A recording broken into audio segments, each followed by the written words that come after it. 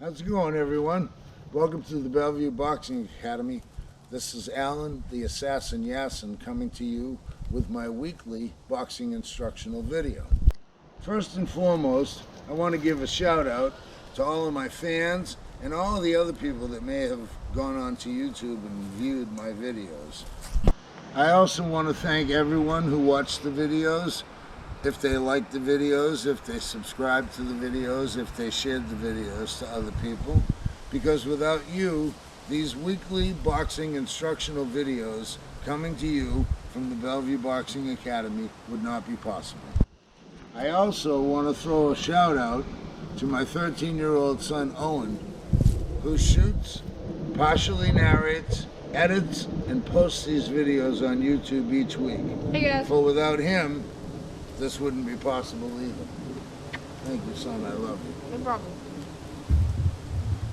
I want to explain to you why and how the Bellevue Boxing Academy is different than any other gym you'll visit.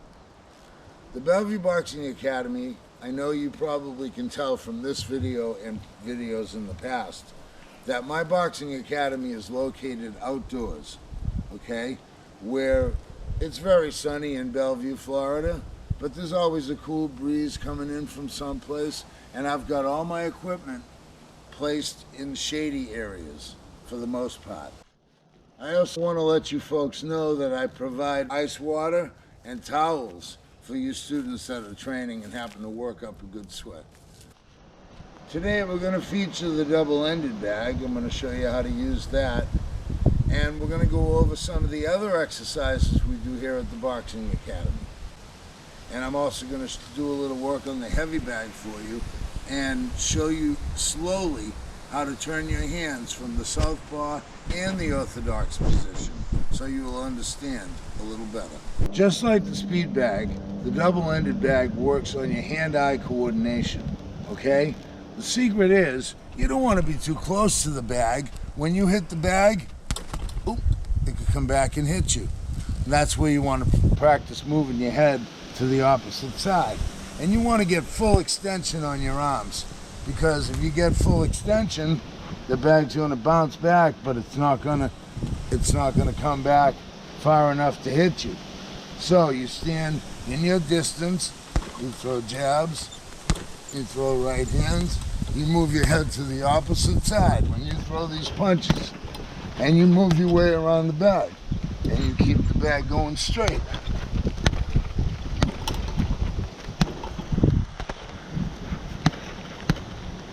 The only time you're going to allow yourself to get really close to the double-ended bag is when you're at the end of a round, a 30-second spurt drill, where you'll square your feet off and you'll just hit this bag back and forth.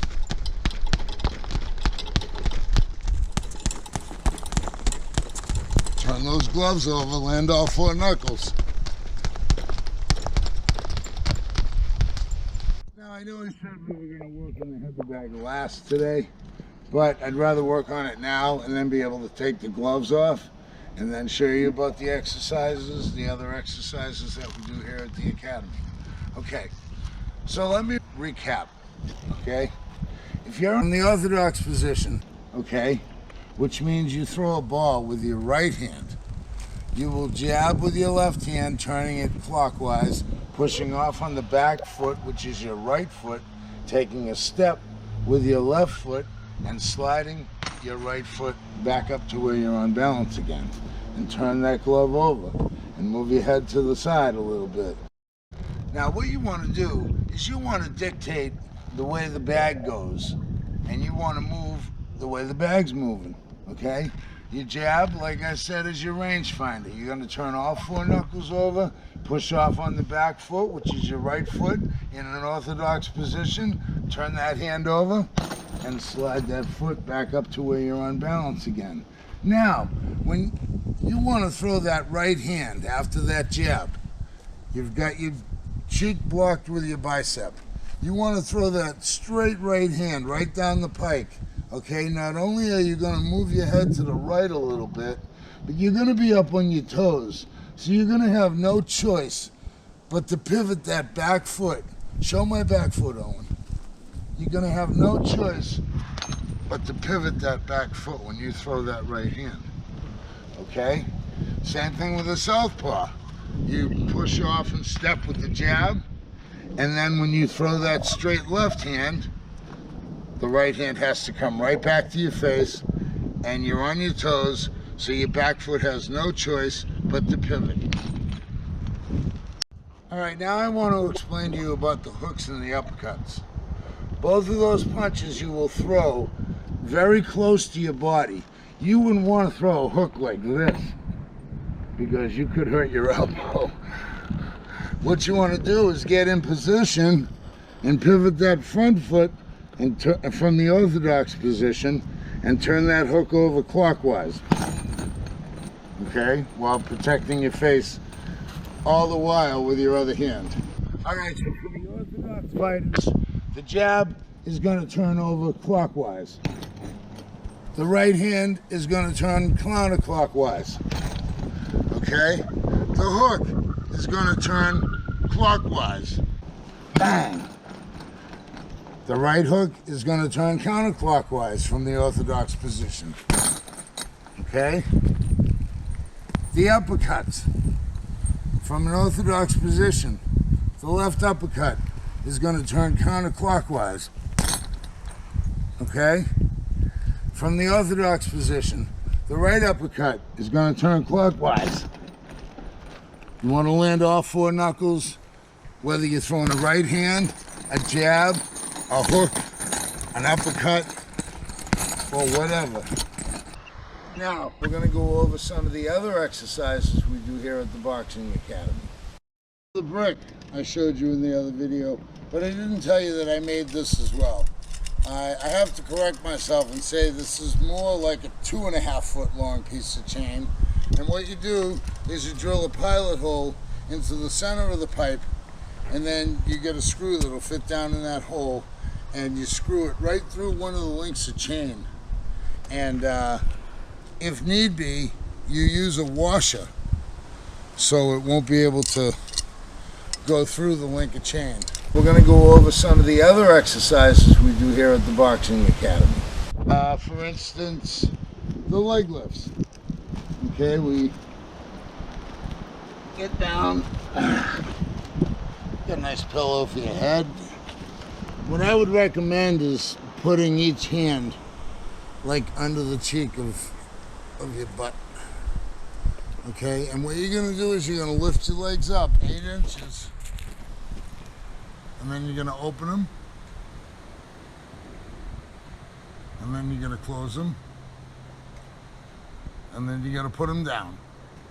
And you're going to do this exercise 10, 15 times, however many you can handle.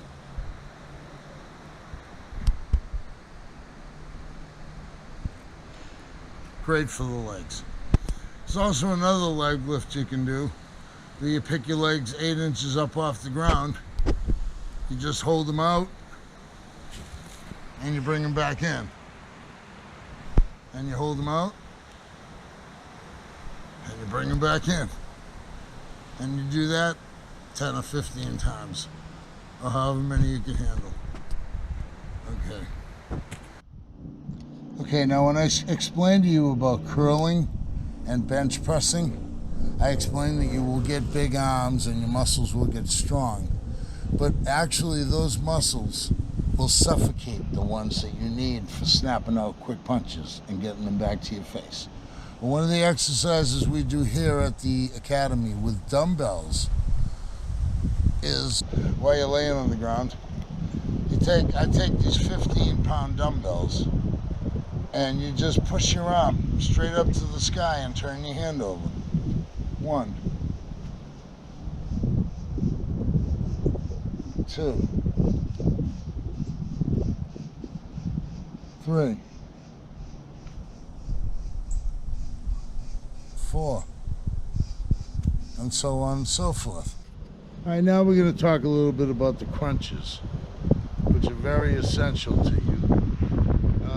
The one piece of advice that I would give you is, if you're going to do crunches, don't go more than halfway up because when you do, you're not really utilizing any of the muscles that you need. To go halfway up is really a strain, and halfway back down.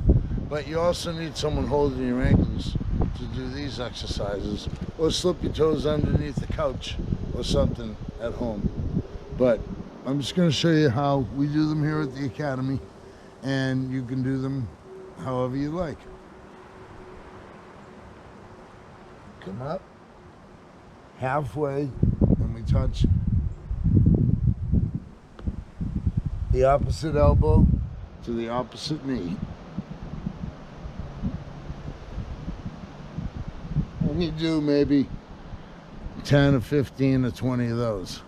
One thing that I want to say about the crunches is the reason that you bring the opposite elbow to the opposite knee is because you want to build up the muscles in your torso that you're going to need when you have to swivel to throw a hook or an uppercut. Okay? So it's very important. You swivel your hips. When you throw that straight right hand, you pivot that foot and swivel those hips. And you're going to have to build up those muscles in your torso when you have to swivel to block punches to the body. Okay? So you got to get those hips exercised somehow. Now I wanted to talk to you about push-ups. At the Academy, we try to do what's called the power set. Now if I asked you to get down and give me 20 push-ups, you'd probably say, no problem, coach. And you'd get down and you'd pump out 20 push-ups. But the way we would do them here at the Academy is we would do 8 push-ups and hold yourself up for 10 seconds. Then do 6 push-ups. And you either hold yourself up or hold yourself down for 10 seconds. Then you do the other 4 push-ups and hold yourself up for 10 seconds. And then you do the last 2, which is very taxing. You'd be surprised if you could do 20 push-ups in a power set. Okay, now my son Owen will try to show you an example of how to do the power set push-ups. Close your arms together, Owen, and keep them straight under your shoulders. 1, 2, 3, slow, 4, 5, 6. Now hold yourself up. 2, 3, 4, 5, 6, 7, 8, 9, 10. Now do 4 very slow. Now hold yourself up. 2, 3, 4, 5, 6, 7, 8, 9, 10. And give me the last 2. Okay, that's a power set. Now just to let you know, a lot of gyms will have motivational signs around on the walls that you can read and psych you up and get you prepared to train. Okay, my favorite motivational sign I saw at the Fort Gatlin Boxing Gym in Orlando, Florida in 1993 when I was training with Hector Camacho Jr. And the sign said, "The difference between champ and chump is you." This is Alan the Assassin Yassin signing off from the Bellevue Boxing Academy. I want to let you know that next week we'll be working solely on the speed bag, because I think it's going to take a whole video for you training to get the hang of it. We'll see you next week. Take care. Bellevue Boxing Academy, where everyone can come for affordable, individual, one-on-one guidance by a former 3-time Golden Gloves champion, Alan the Assassin Yassin. Call 352-693-3126 for more info. Thank you.